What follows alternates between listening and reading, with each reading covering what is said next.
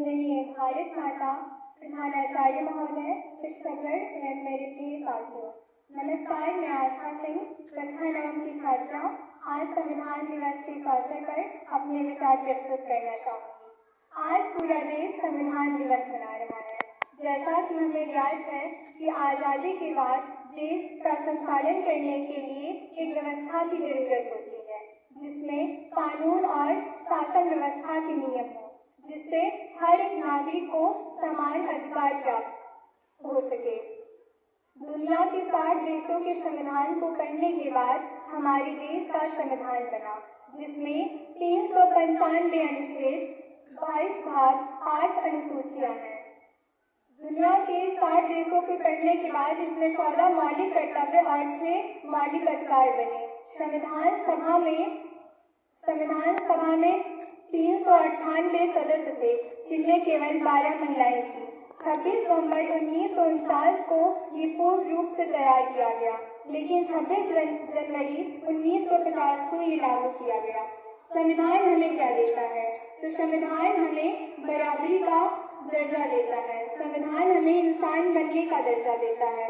एक संविधान ही है जिसने महिलाओं और दलितों को शिक्षा का अधिकार प्राप्त कराया है। मैं ये खुद मानती हूँ कि मैं एक गांव से आई हुई सामान्य परिवार की बेटी हूँ, जो आकर आज विद्यालय में शिक्षा ग्रहण कर रही हूँ। इसमें सबसे बड़ा योगदान हमारे माता पिता का है, लेकिन हमें पढ़ाई के साथ साथ ये भी ज्ञात हुआ है कि हमारे माता पिता के साथ साथ इसमें हमारे संविधान की भी अहम भूमिका है, जिसमें महिलाओं और दलितों को शिक्षा का अधिकार प्राप्त करवाया है। वरना महिलाओं और दलितों की कई ऐसी पीढ़ियां हैं जो शिक्षा से वंचित रह गई हैं। हर किसी के हितों की रक्षा हो ऐसा विधान है, हर किसी के हितों की रक्षा हो ऐसा विधान है जो सबको जोड़ कर रखे, वो भारत का संविधान है। किसी ने भारत के संविधान के बारे में कहा है कि मैं तुम्हारी हर तकलीफों का मुकम्मल जवाब हूँ, कि मैं तुम्हारे हर तकलीफों का मैं मुकम्मल जवाब हूँ।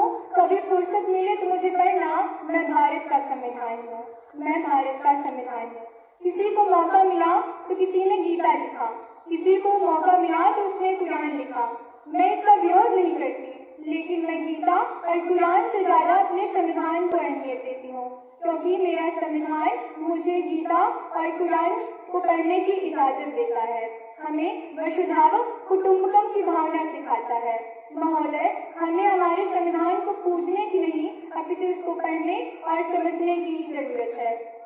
इसी से मैं एक बात और कहना चाहती हूँ कि जब हमारा संविधान लिखा जाने लगा तो इसकी शुरुआत कैसे हुई, इस बात की चर्चा हुई। तो किसी ने कहा कि इसकी शुरुआत अल्लाह के नाम पे कर दी जाए, तो किसी ने कहा कि परमपिता परमेश्वर के नाम पे इसकी शुरुआत की जाए, लेकिन किसी ने अपना राय दिया कि इसकी शुरुआत देश के लिए हुए शहीदों के नाम पे कर दी जाए। लेकिन आपको मैं बता दूं कि आप हमारे संविधान की खूबसूरती तो देखिए, इसकी शुरुआत we the people of India, हम भारत के लोग से इसकी शुरुआत हुई है। हम भारत के लोग, ये कोई आम बात नहीं है, हम भारत के लोग से ही पूरा देश है। और किसी भूगोल के नक्शे में खींच दी गई लकीर के अंदर आने वाला भूमि का टुकड़ा कोई देश नहीं होता। देश होता है वहाँ के नागरिकों और वहाँ के लोगों से। अटल बिहारी वाजपेयी जी ने कहा है कि भारत कोई भूमि का टुकड़ा नहीं है, अपितु जीता आजाद का एक राष्ट्र है। अटल जी ने कहा है कि वंदन की धरती है, ये अभिनंदन की धरती है, यह अर्पण की भूमि है, ये दर्पण की भूमि है, इसकी नदियां गंगा है और इसका कंकड़ संकट है। हम मरेंगे तो भारत के लिए और अगर हम जिएंगे तो अपने संविधान के लिए। आज इस संविधान दिवस के अवसर पर मैं आप सबसे अपील करना चाहूंगी कि हमें हमारे संविधान को पढ़ने की जरूरत है, ताकि हम अपने मौलिक कर्तव्यों और मौलिक अधिकारों को समझ सके। जय हिंद, जय भारत।